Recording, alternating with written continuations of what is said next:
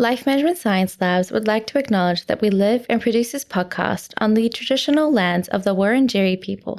We'd also like to acknowledge the traditional owners of the lands of our listeners and our international colleagues. We'd like to pay our respects to their elders past, present, and emerging.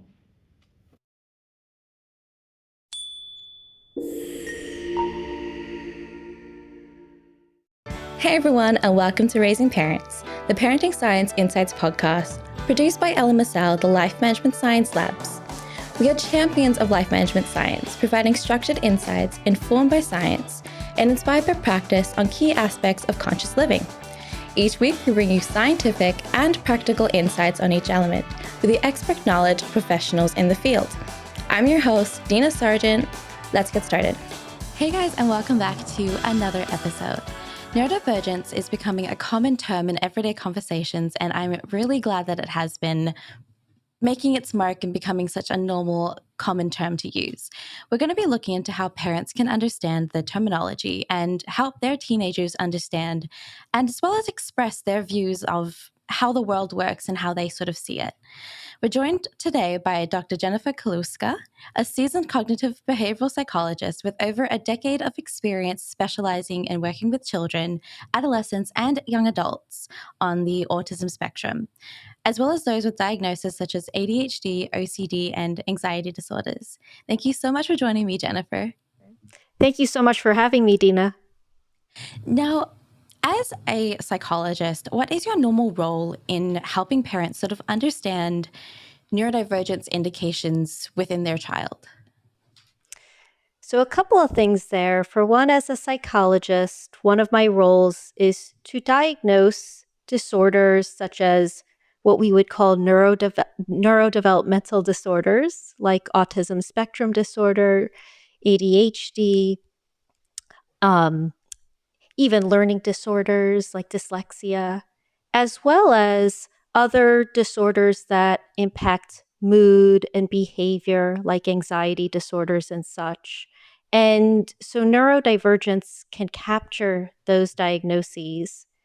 But what I'm even more interested in than the diagnoses themselves would be some of what we call the associated features of those diagnoses, like emotional sensitivity, let's say.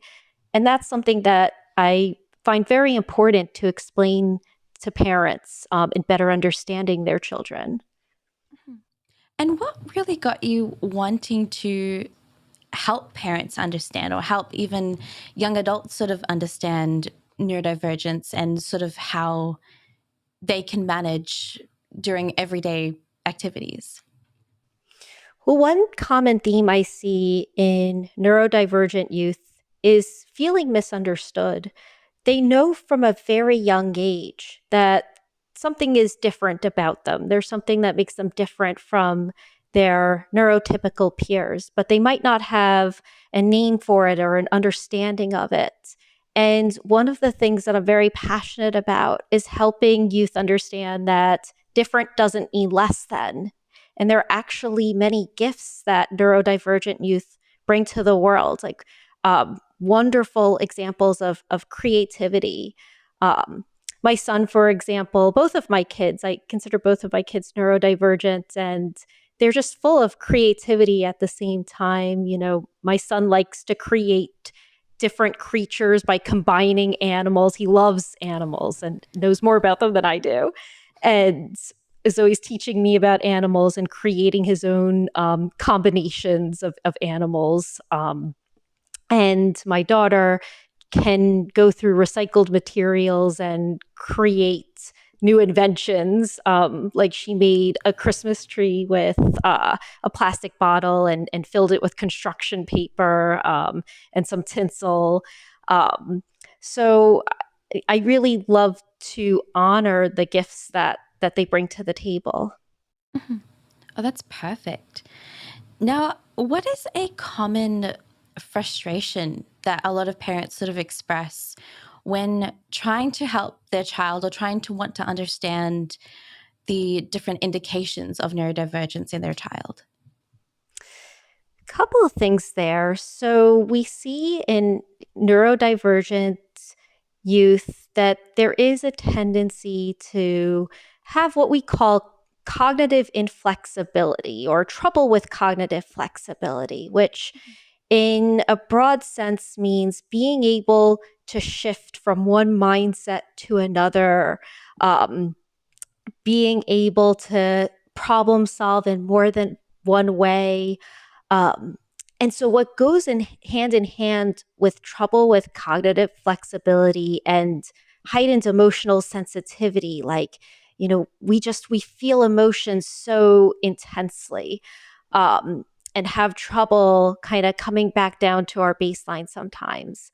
And so when you have those two things combined, it could bring about behaviors that might be frustrating to parents, like, um, for example, like if a child is really ruminating quite a bit on a negative event that happened a couple of months ago.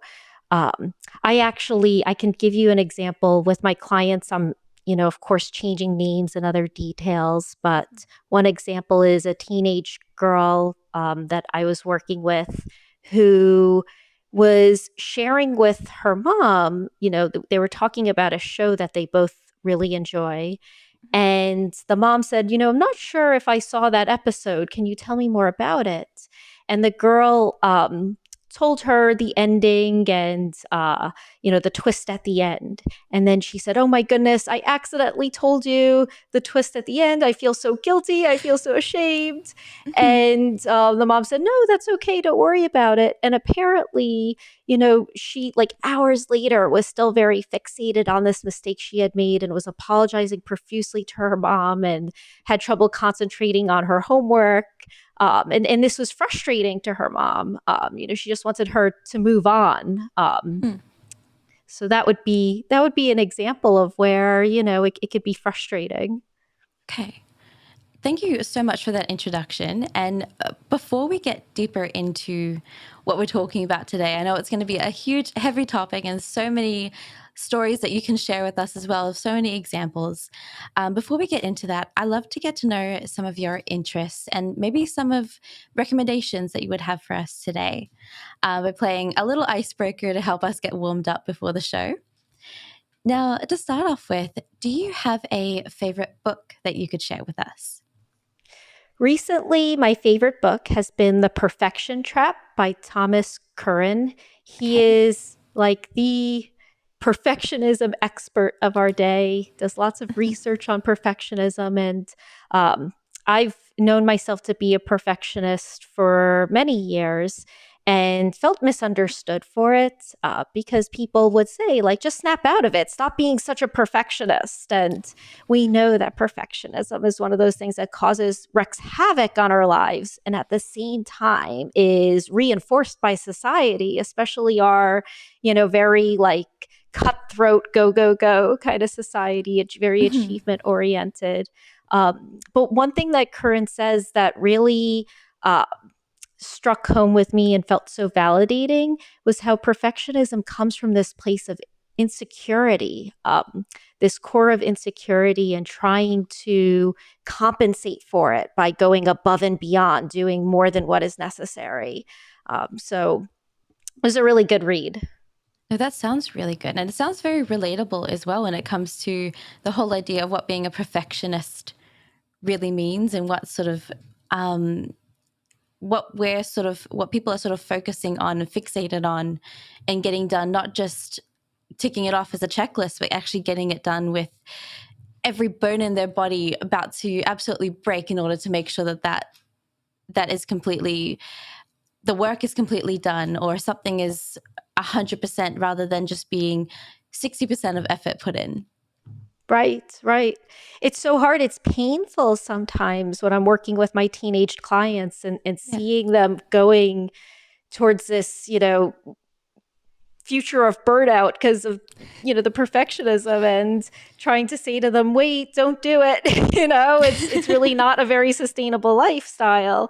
And it's really hard for them to see that because they're getting praised and reinforced, rewarded by society for getting straight A's and going above and beyond on their essays and such. Yeah, especially teenagers. I feel like teenagers who want to do that to please their parents as well, who sort of get praises from their parents, must be finding it so hard to sort of experience and not have the burnout right when they sort of finish high school, and not run, which is why probably a lot of people want to have gap years, if you think about it, like having that year in between going to university and finishing high school, sort of having that year off where nothing really matters in a sense. But yeah, no, it's an interesting idea as to what perfectionism really entails, especially for parents to understand that as well. Mm-hmm. Absolutely. It's something I can relate to quite a bit. Perfect. Now, when it comes to movies, do you have a movie that you've recently enjoyed that you could tell us? Yes. So this semester, I'm teaching adolescent psychology because I'm also an adjunct professor. Okay. And I every time I teach adolescent psychology, I have my students watch the 2017 coming of age movie Lady Bird. Oh, And yes. yes. It's a Greta Gerwig film, and it's just filled with so many examples of concepts about adolescent psychology and development.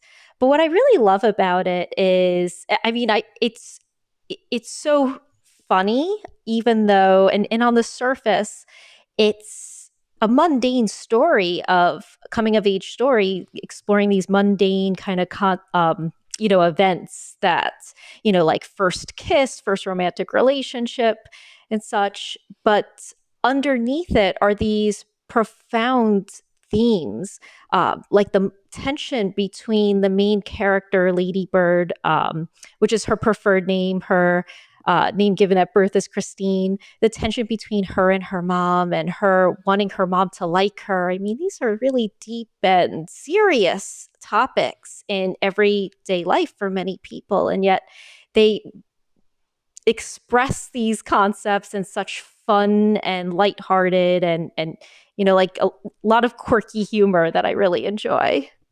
Yeah, no, I feel like it's such a great Greta Gerwig film as well. Like for her to really start off with doing that, because there's so much that it speaks upon, not just the relationship between her and her mom, but also her relationship with herself sort of grows as well in between becoming a teenager and becoming a self-built, self-confident adult as well. It's sort of that wage where not everyone takes you seriously because they still think you're a child, but at the same time where you're having to force everyone to take you seriously and do all these really wild situations and try to build yourself up, because you need to sort of have that experience in order to be taken seriously. So for her wanted to check off all the list of things that she wants to experience, is sort of like have a huge effect on her wanting to be taken as an adult with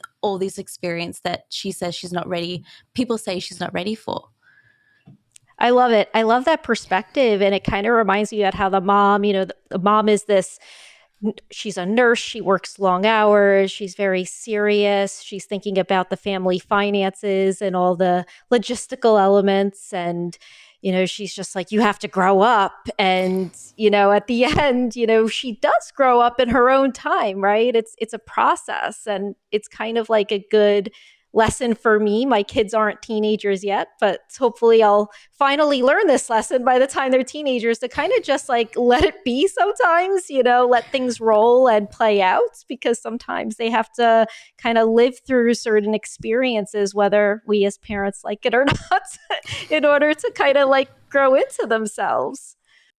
Yes. No, I feel like that's a big thing as well. And it's a perfect conversation for the parenting podcast, because I think it's what a lot of parents sort of have that issue with doing, with the combination of, I want to protect my child from everything in the world, but at the same time, they have to experience some things. There's some things that they have to choose whether they want to take part in or not. And yeah, from my childhood as well, and I speak about my childhood quite often on the show, but it's sort of that experience with my parents as well, sort of that, okay, I want you to experience what you should be experiencing at your age, but there's certain things that I know you're just not able to take in.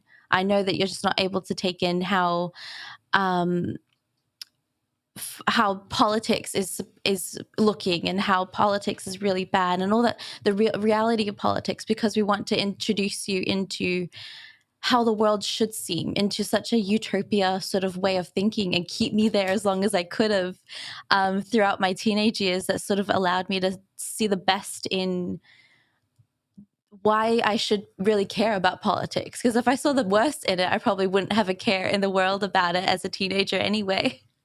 Yeah, yeah. Yeah, parents always have that urge to protect, right?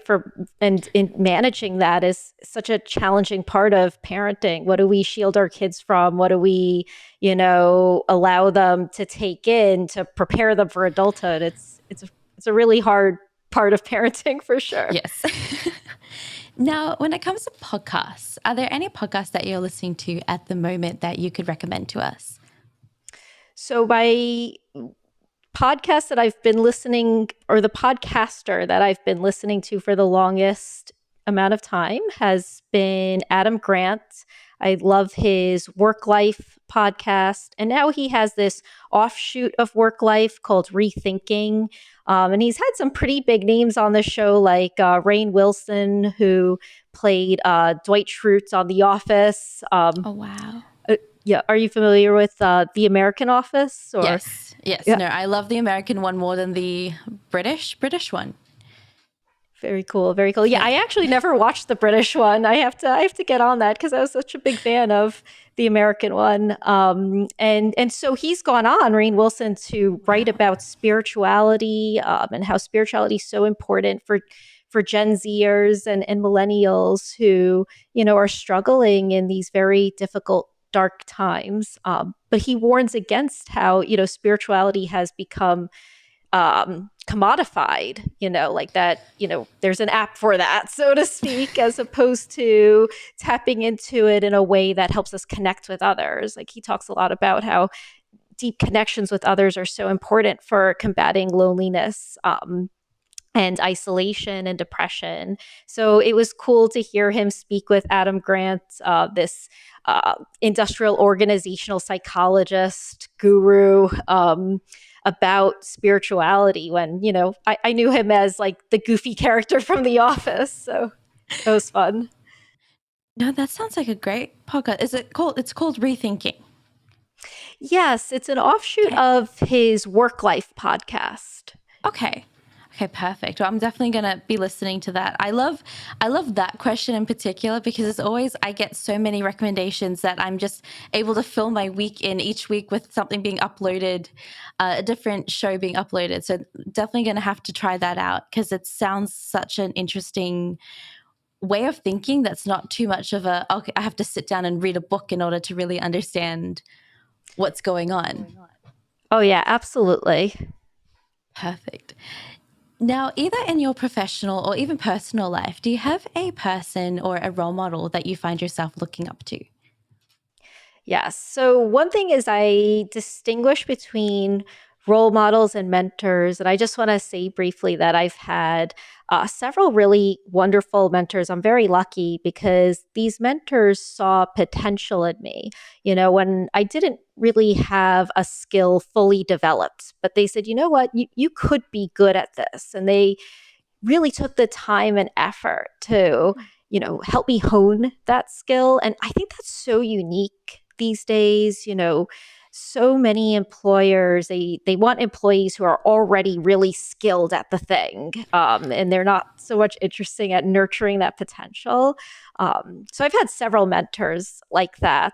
In terms of role models, though, like a celebrity role model, the one that comes to mind is Justice Ruth Bader Ginsburg, which I know she has a different career than I do, but what I really do love her quite a bit. No, I love her. I love the way that she came up, like the way, I think there was a movie about her. on the basis of sex, I think it was.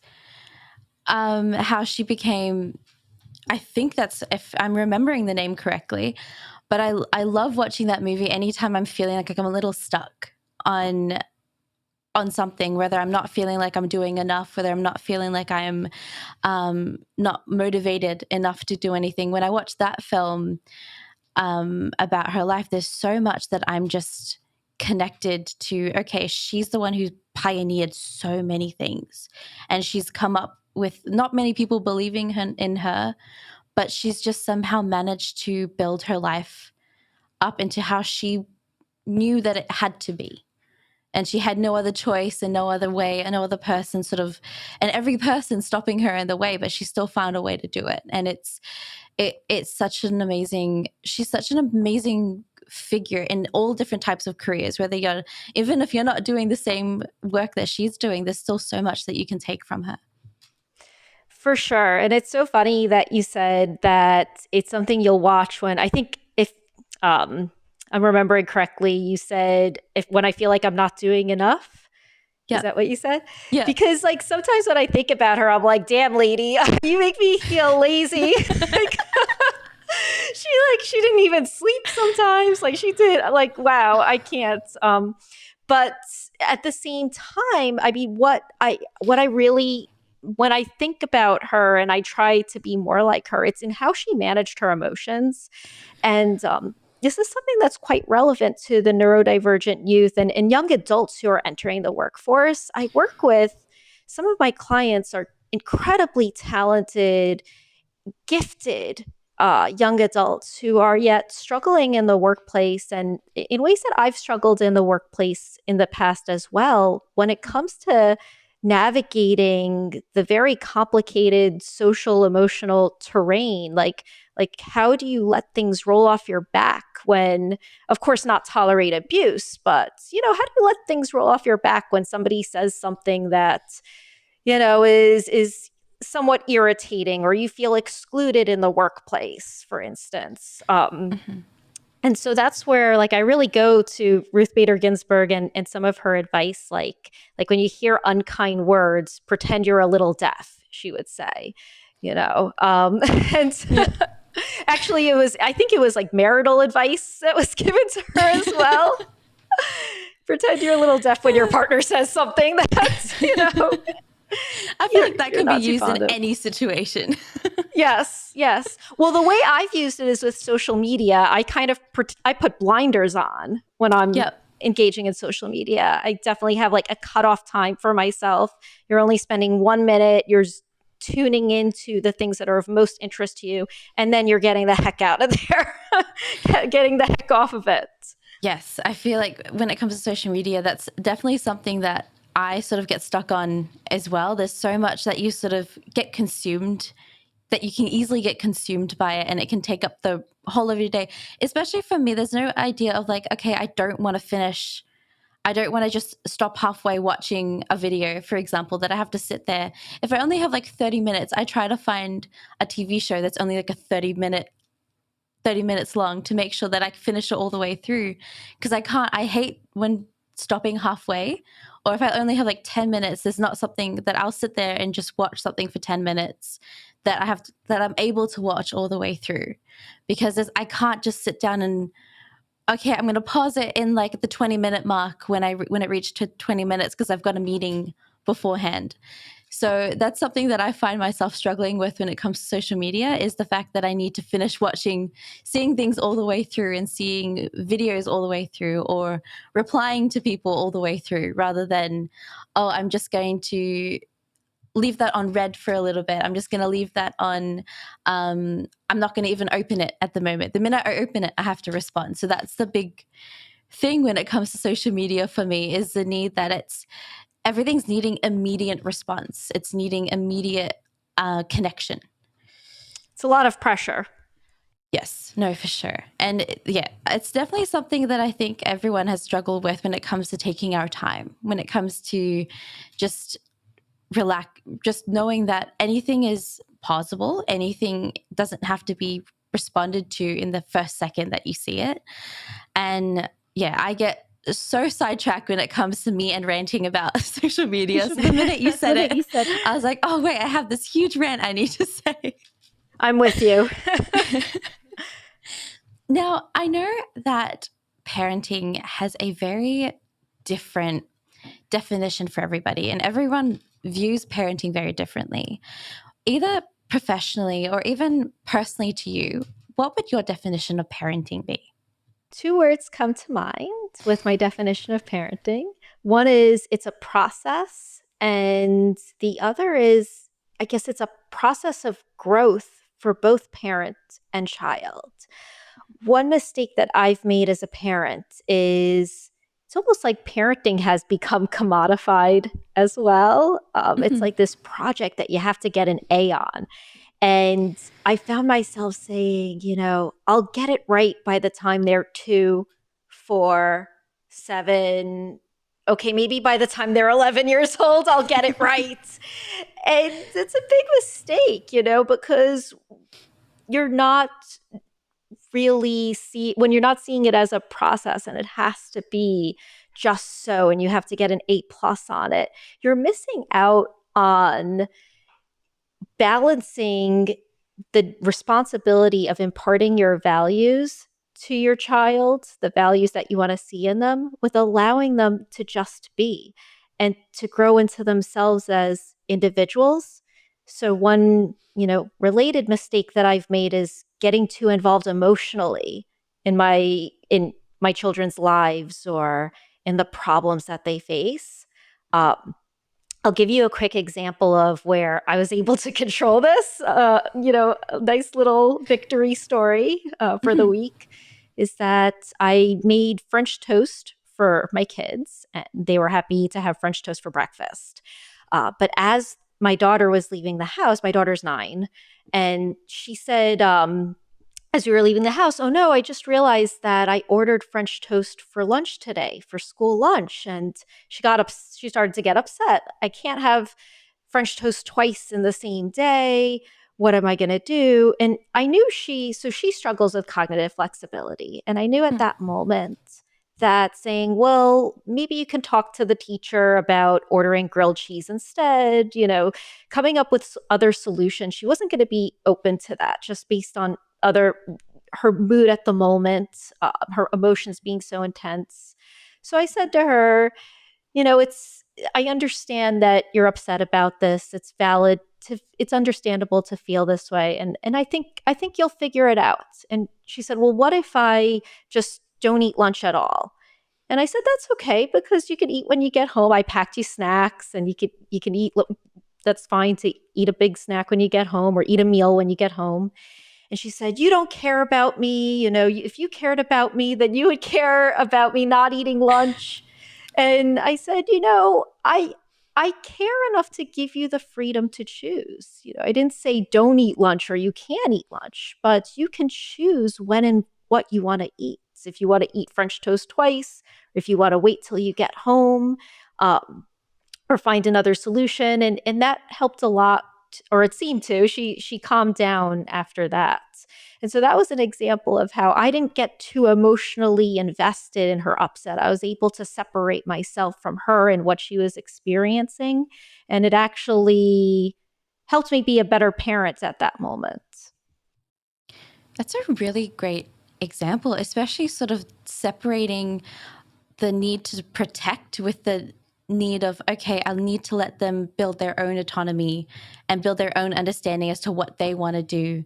And like for me, like when I'm thinking about that story, my first instinct was, okay, you can go like call the school, you can go and like tell the school, okay, can she change her lunch meal, or call the teacher yourself, but sort of allowing her to make that own decision of, okay, if she wants to let them know, can I change the meal option? Can I make it a grilled cheese instead of French toast? It's like you're sort of giving them the different options that they can do themselves. Like you're still guiding them in a sense, but it's not like, okay, I'm going to be the one to fix everything for you. Boy. Yeah. Oh, I love that you use the word fix. I'm such a compulsive fixer.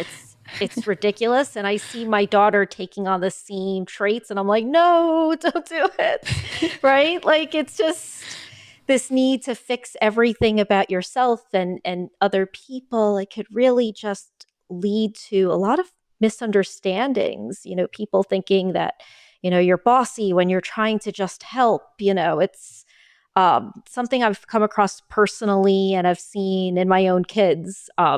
So I love that you touched upon that. Yeah, no, I think I relate to that a lot because my mom is a fixer. I took on that trait from her and became one as well. And when it comes to family situations, for example, we have like two cats that don't get along with each other. So we sort of separate the areas, the spaces that they can both go in to make sure that they're both comfortable in the areas and can walk around when they want to walk around, wherever they want to go. There's one moment where someone opened a door and let them both go into the same area. And because they don't get along, they're both like very human cats. They're not like cat friendly to other cats themselves. So we had to separate them. So when they got into the same area, my brain freaked out, being like, okay, I need to fix the situation. I need to grab this cat. And I made the problem even more complicated than it needed to be in that situation. And I always seem to do that when it comes to my family. So I've realized how annoying that is for them to deal with. But it's something that I think is just a trait that I'm having to learn to understand as well, and learning to take a step back. So whenever those situations now happen, I sort of have to leave the room so I don't make it complicated for everybody else and just allow them to sort of have that solution for themselves, for my sister and my dad to sort of figure out. Because if I get included into it, then it's suddenly like me yelling at them for letting the door out, them yelling back at me for making it too dramatic. Instead of solving the problem, I sort of react with an emotion far too quickly. So it's something that I think my mom and I have been trying to manage ourselves and trying to not let things affect us too hard. But I can definitely relate to that when you're talking about fixing situations. And I love how you approach it. It's so important to just slow things down sometimes, and that allows us to take that step back and really understand, like, what's going on inside of me right now? Is it that fixing bug again acting up? Yes, no, exactly. So when it comes to those situations and maybe that situation of needing to fix it and sort of separating your own wants and needs with what your child is supposed to have, what do you think that a lot of parents should be aware of when they're also maybe going through that sort of scenario? You mean when they're kind of having the fixing bug themselves, or they're seeing it in their kids, or both? I think maybe both, when they're sort of having that need between separating themselves and separating what they would need and what the child, sort of building the child's own belief in themselves. So I recommend checking in with your emotions as much as possible. So typically, and by checking in with your emotions, I don't mean just naming emotions, but even checking in with your physiological reactions.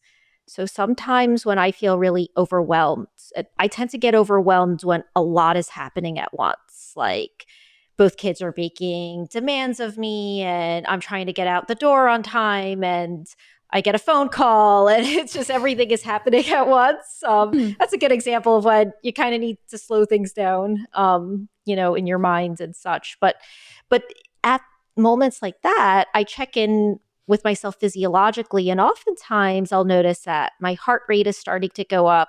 I'm starting to feel tight on the inside.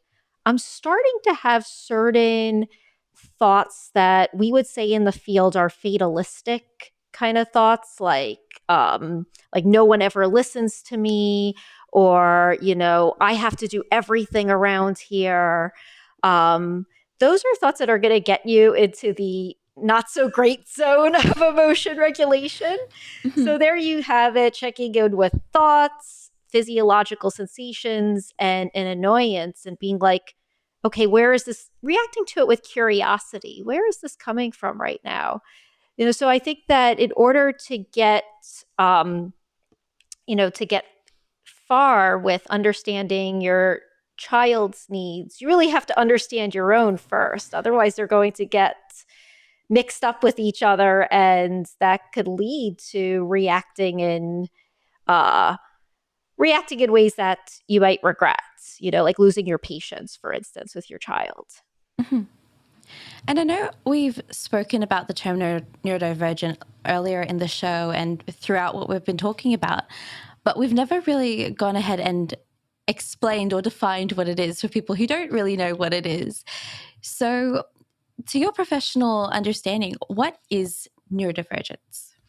It's a great question. It's a great question because it's still a little bit vague. We're still kind of figuring it out. In a broad sense, neurodivergent simply means when people think about things differently, so they think differently, they act differently, they process information differently than what we would consider the typical, compared to what we would consider the typical person or the neurotypical. It's a very broad definition. Mm-hmm. If we, in contrast, want to look at the narrow definition, we could associate it with neurodevelopmental disorders like autism spectrum disorder, ADHD. Some sources will also reference other disorders like schizophrenia, bipolar disorder, and even anxiety and mood disorders. So, depending on the source. But what I really like about the term neurodivergent is you don't have to have a disorder in order to consider yourself neurodivergent. Mm-hmm. Many parents of children with these disorders, including, they identify features of these issues in themselves without fully qualifying for, so to speak, for the disorder, like meeting all the criteria. So just identify with some features of differences in processing information. I'll give you an example. I'm notorious for missing visual details. My friends and I will go out to dinner. I'll say, "Hey guys, I have a coupon for this Friday night dinner." And I've read over the fine print several times and as soon as they look at it, so I've read over it 10 times, as soon as they look at it, they're like, Jennifer, did you miss that this is excluding Fridays and weekends, So I'm just notorious for missing visual details, and in my work, when that's come up, I've had to create strategies to compensate for that.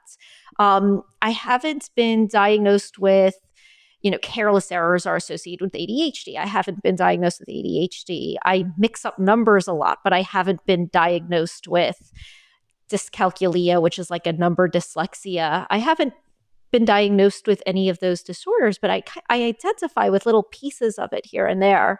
As a teenager, I often felt socially anxious, awkward in social situations. It would take me a while to process the social environment or to get a joke, for instance. And so people would say, "Geez, you're not having fun," which I felt like I was having fun on the inside. But another sign of neurodivergence is having trouble expressing your emotions, showing what you're feeling on the inside. And that could really lead to feeling misunderstood.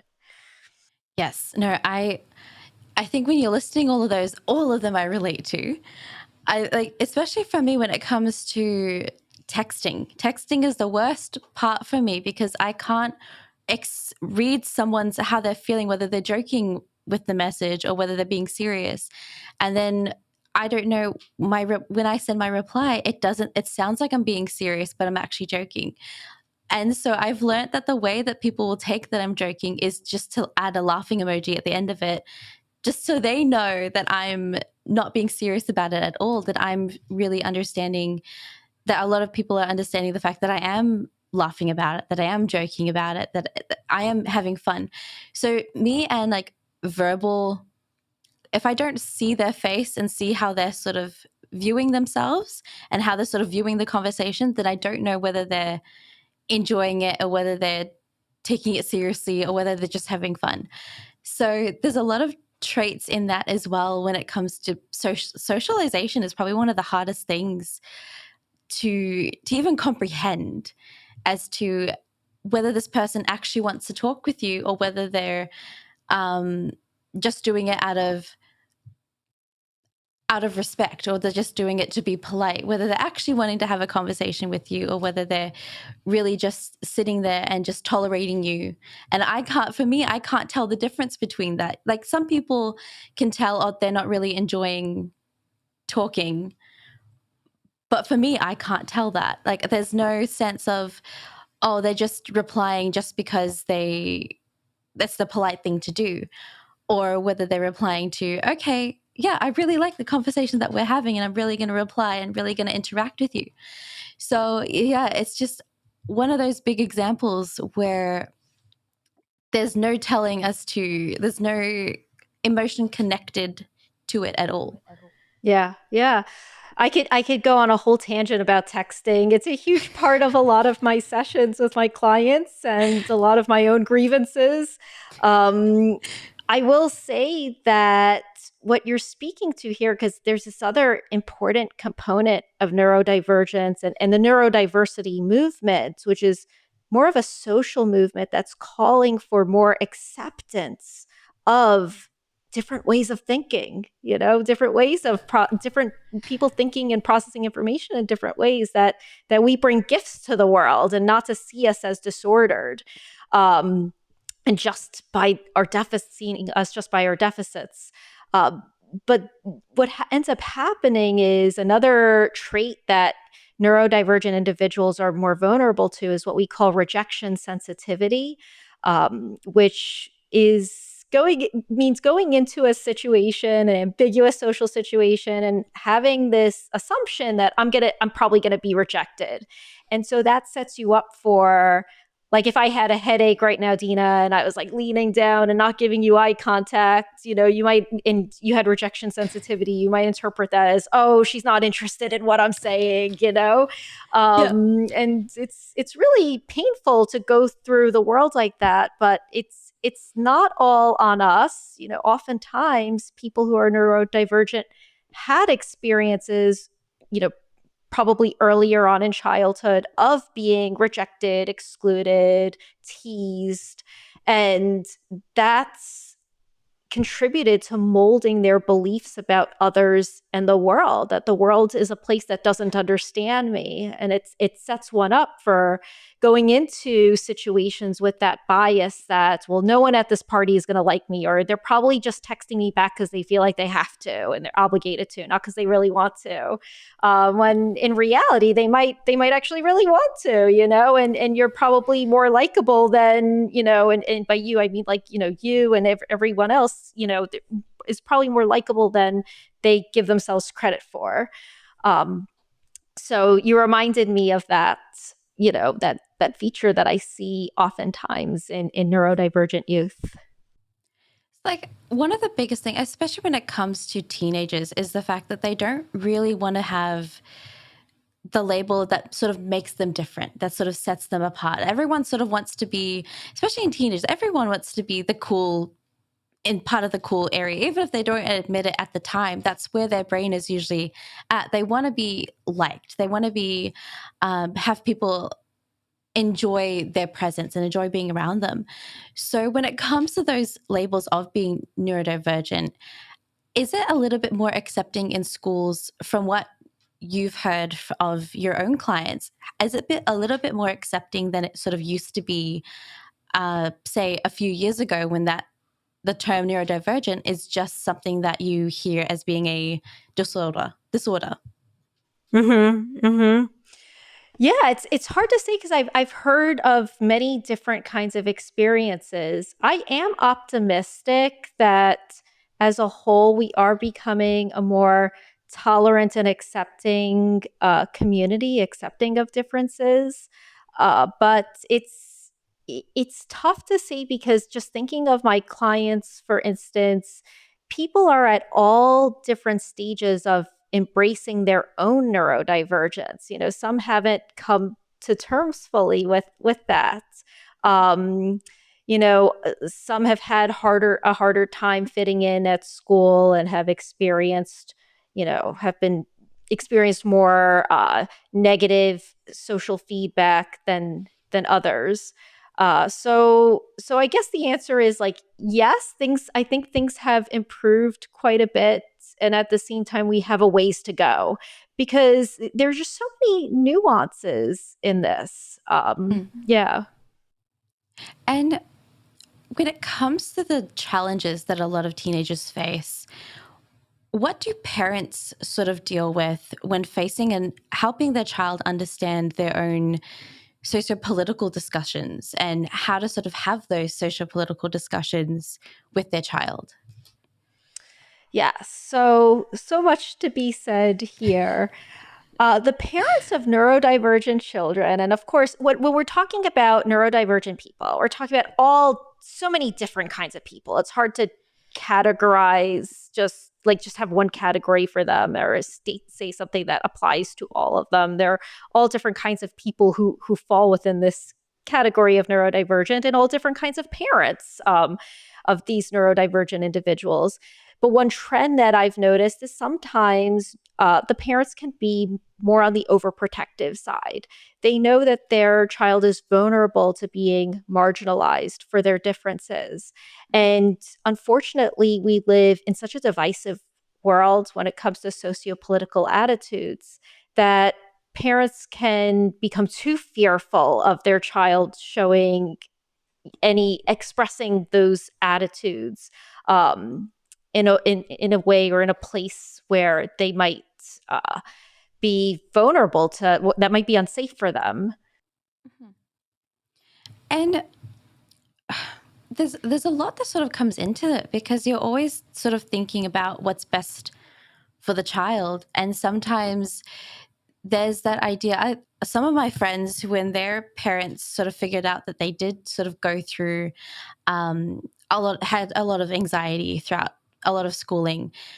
Like, for example, my sister, when she had anxiety and they figured out that that's sort of related to a lot of the school social situations, they took her out and homeschooled her from, I think, about the third grade. So primary school, high school, she was homeschooled almost her entire academic life as a child. And they saw that as such a benefit for her.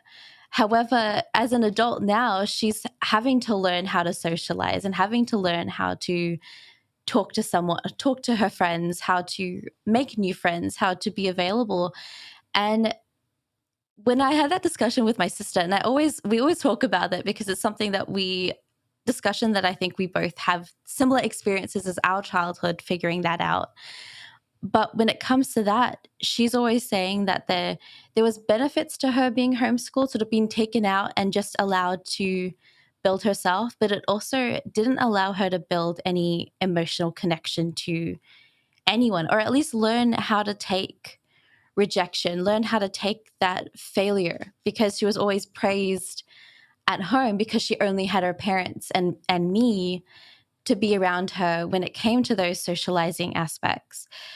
So how do a lot of neurodivergent teenagers sort of find ways to sort of advocate for themselves and sort of have that chance to speak up on not only what they want, but also what they believe in?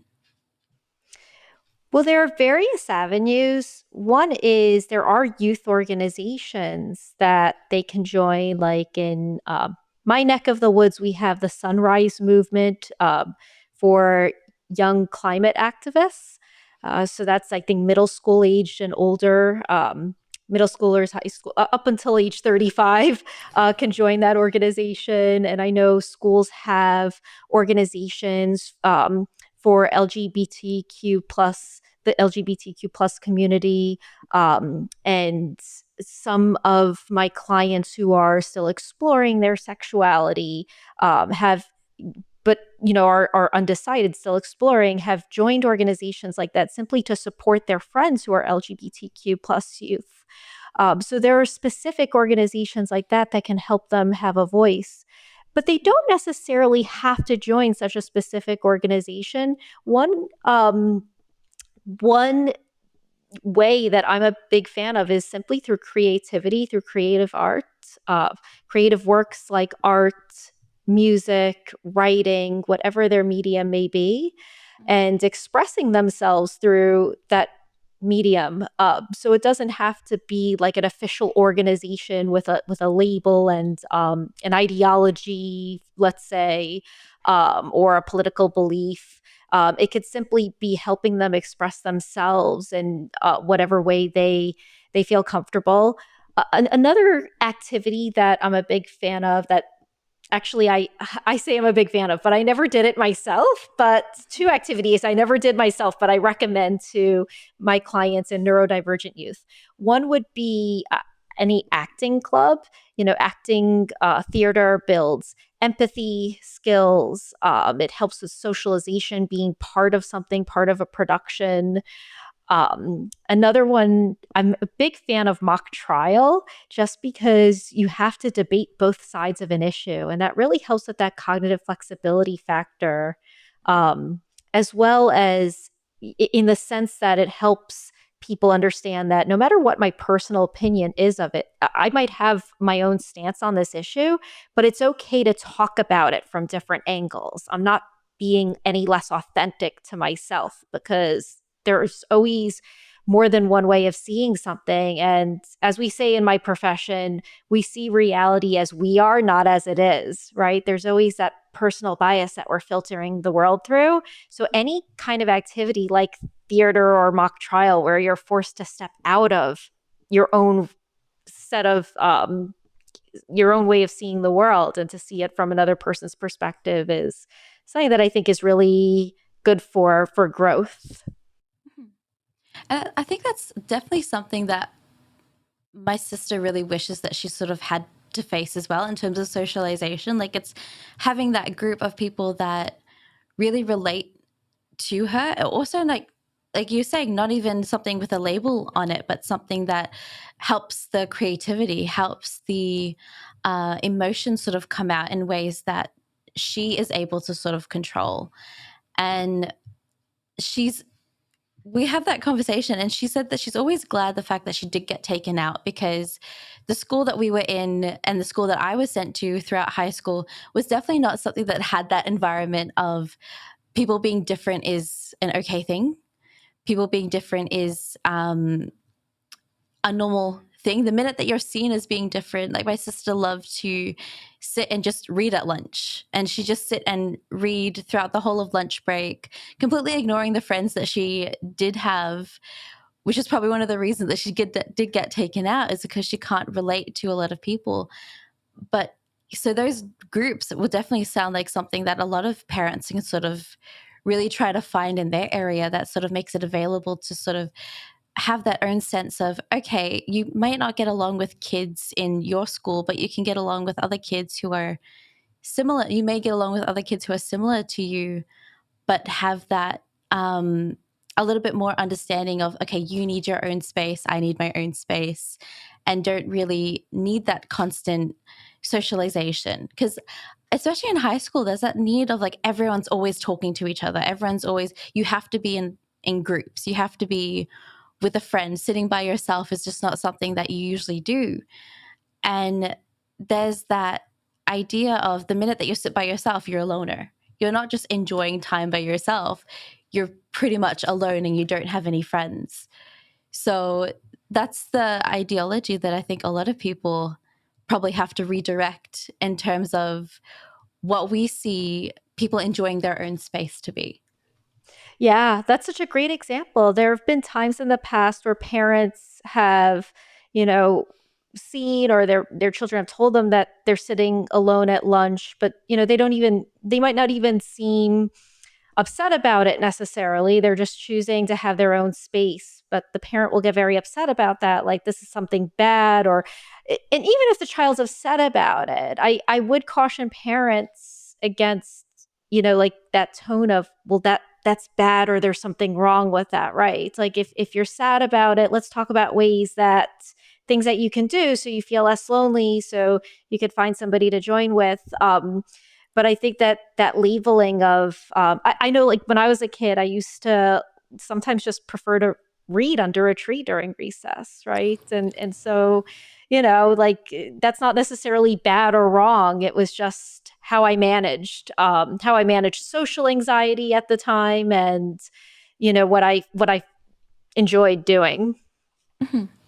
And there's so many different strategies as well that can sort of, a lot of parents can sort of be there to support their child sort of understanding and especially realizing it themselves, because not a lot of parents are really familiar, especially if they're known as neurotypical and they sort of go through what an everyday person go through. The child may not react the same way. So in terms of that, what kind of advice or tips can we offer parents today who are sort of seeking a better understanding and a better way of supporting their teenagers, sort of trying to understand how they're sort of responding to different either social situations or even their belief on sociopolitical sort of situations? Mm-hmm, mm-hmm.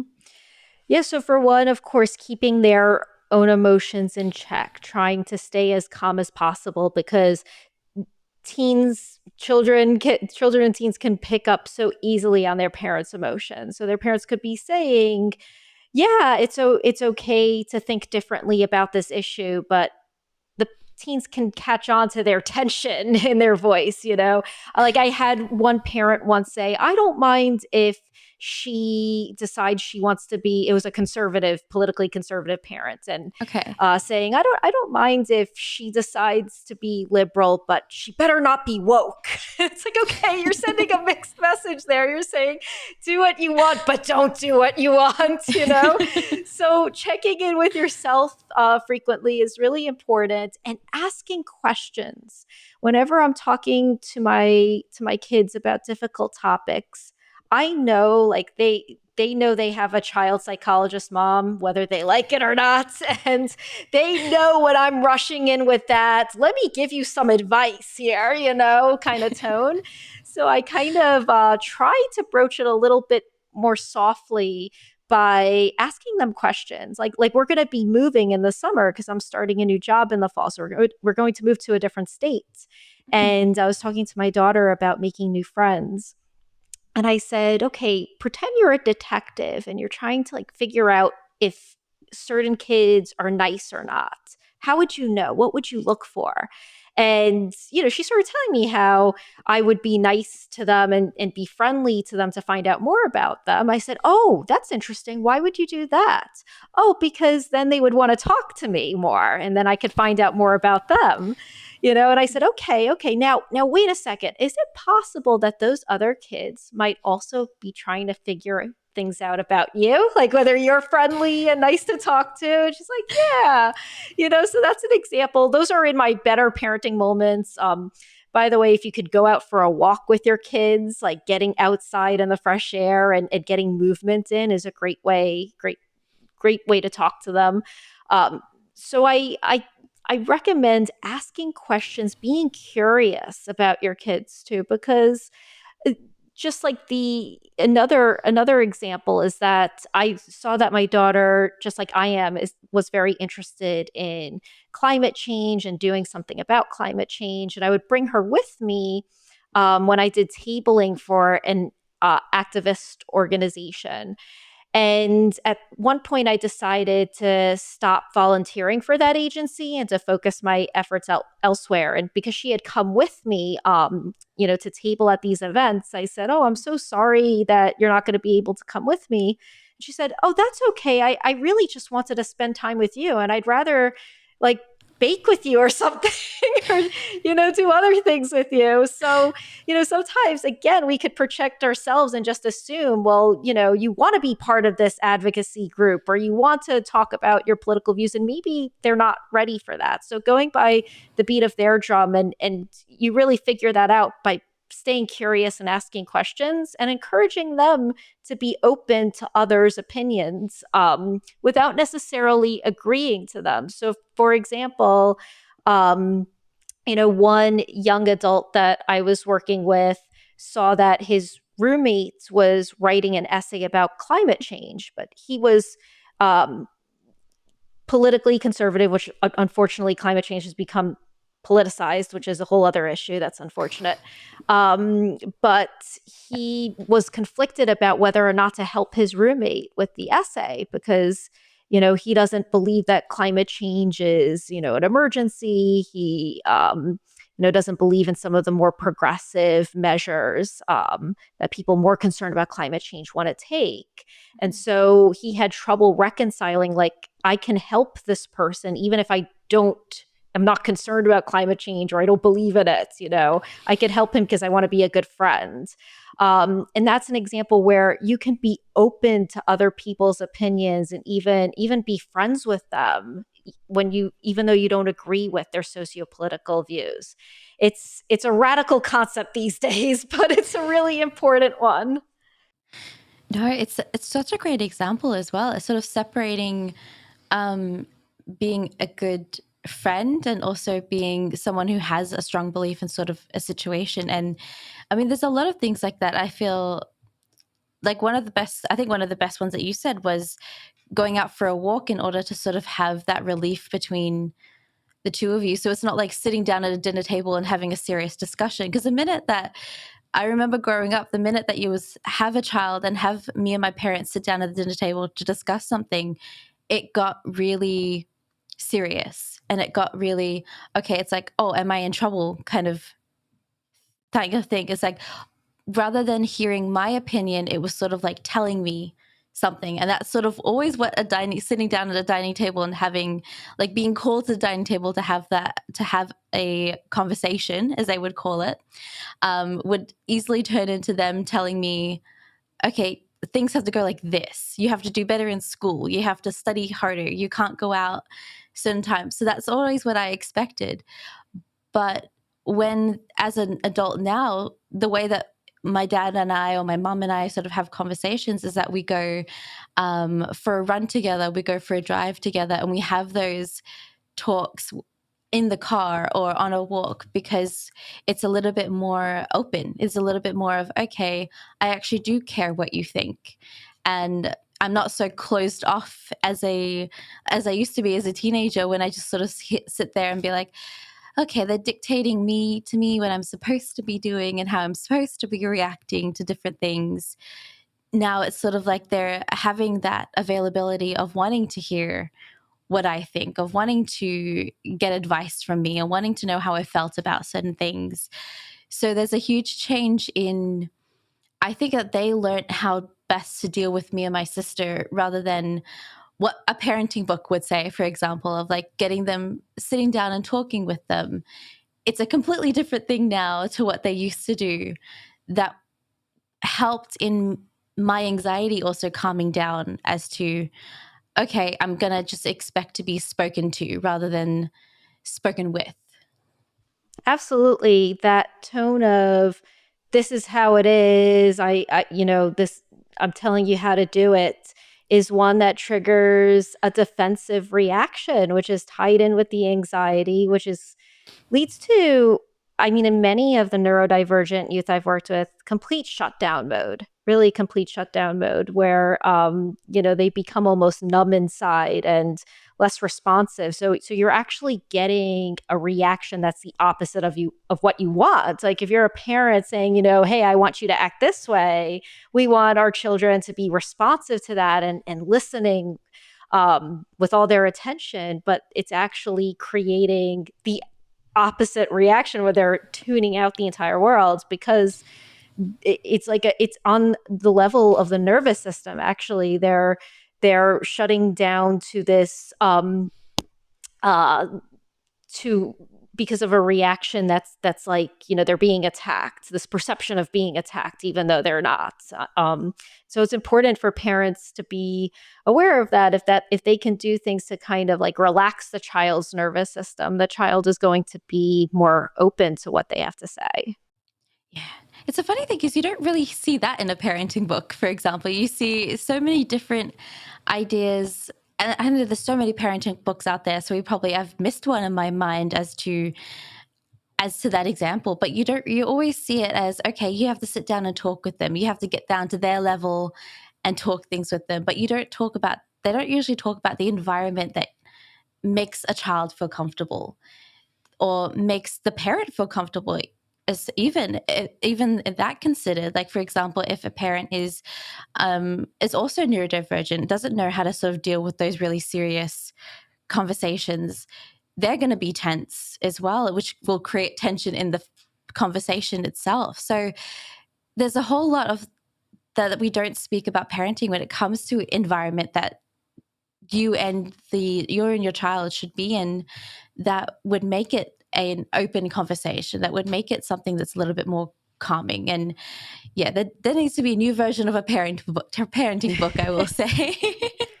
You're gonna write it, Dina.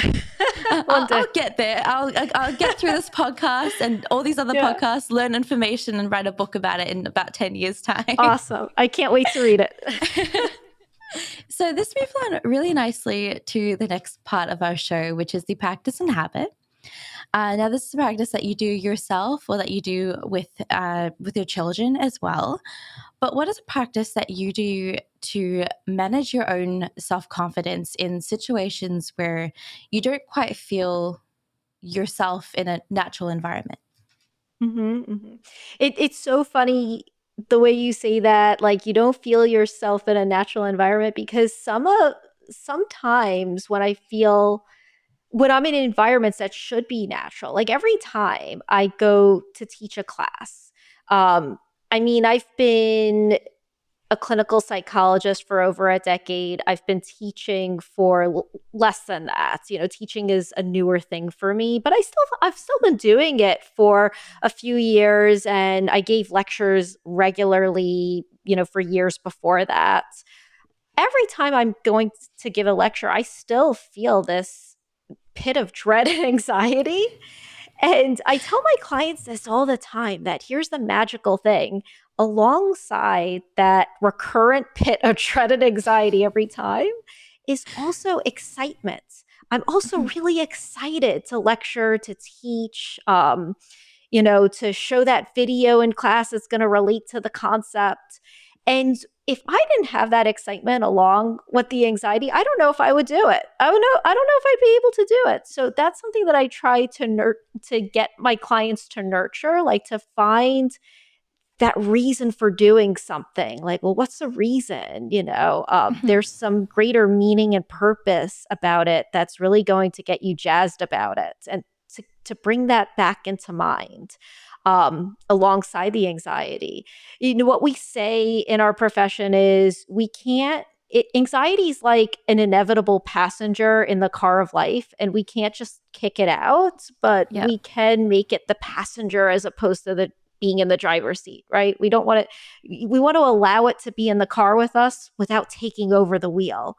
So that's one way I do that. Along those lines, I'm a big fan of The Confidence Trap.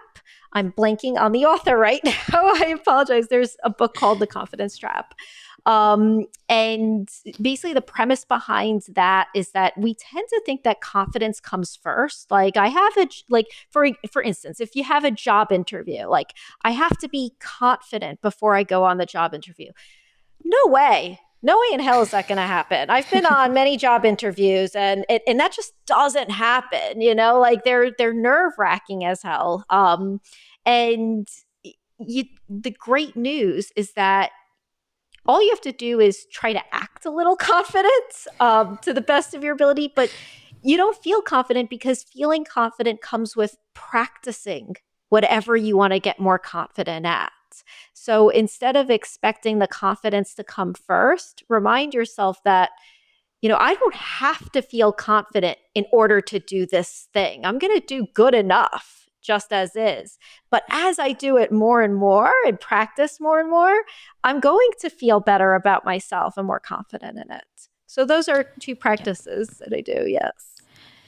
That's such a great two ways to sort of, I love the fake it till you make it as well. Like the whole idea of that you have to fake the confidence. You have to look confident. And like the way that a lot of people sort of go about it is that they dress confidently, or they dress like they put more effort. And I always realize that when I have like presentations in university, I have them constantly where we're constantly having to give a presentation on something. And you can always tell when it's their turn to present because they're always dressed up twice as nice as they usually do than just turning up to class.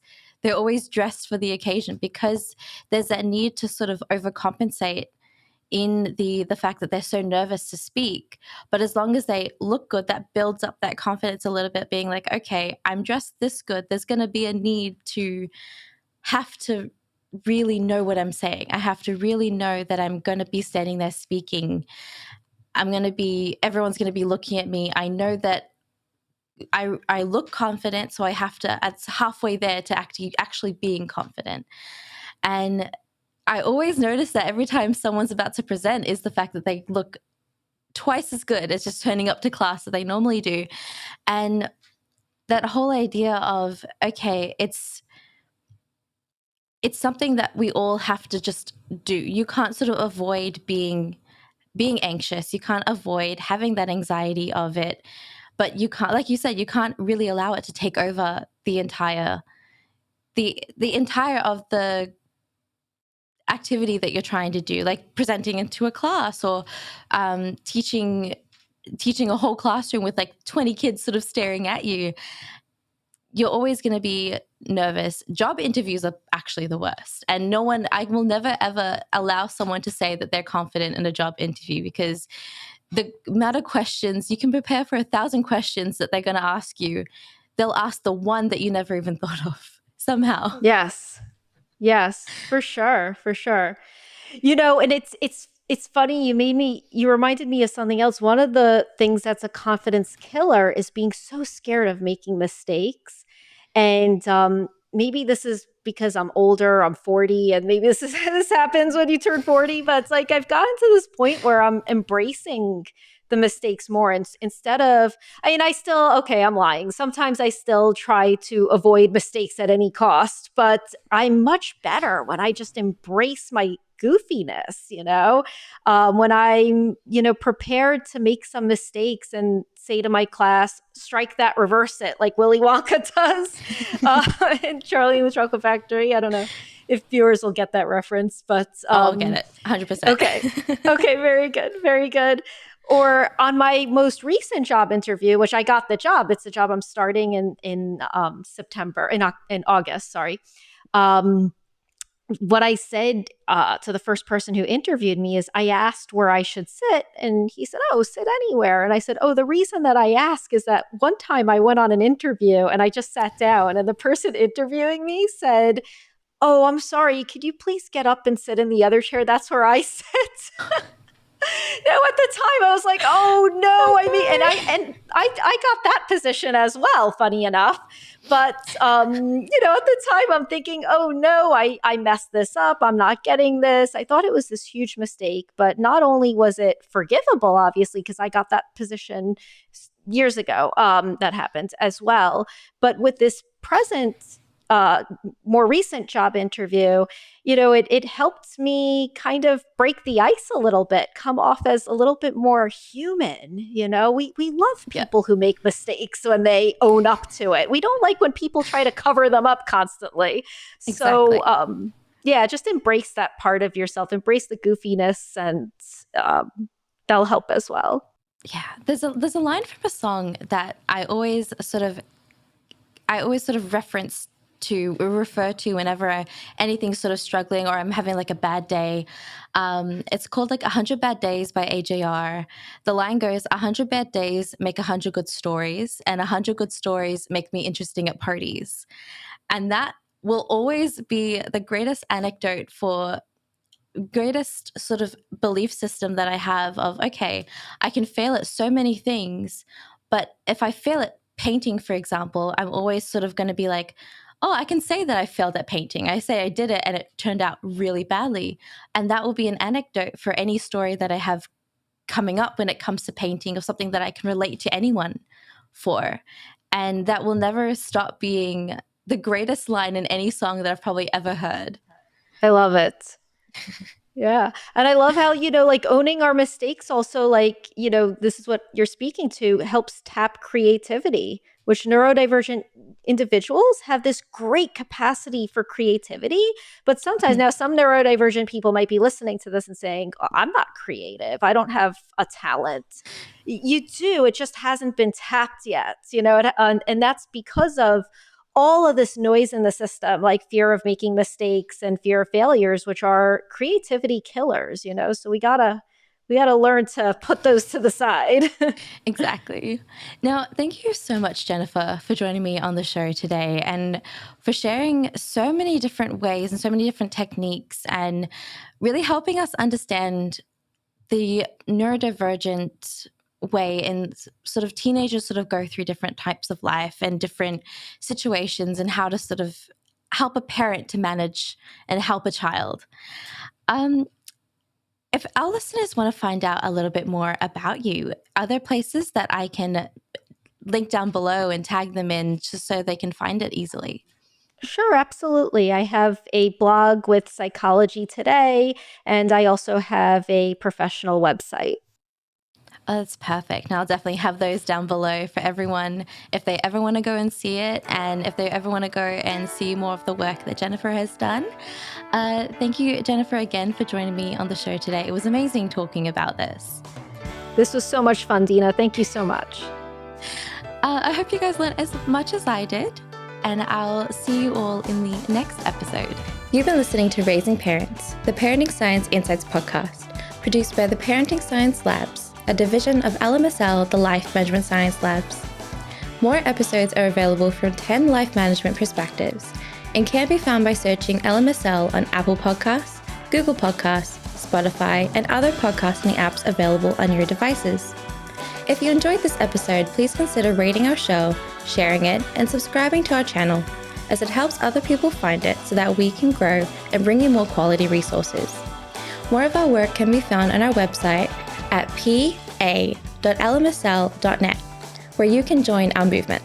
I'm Dina Sargeant. Thanks for tuning in.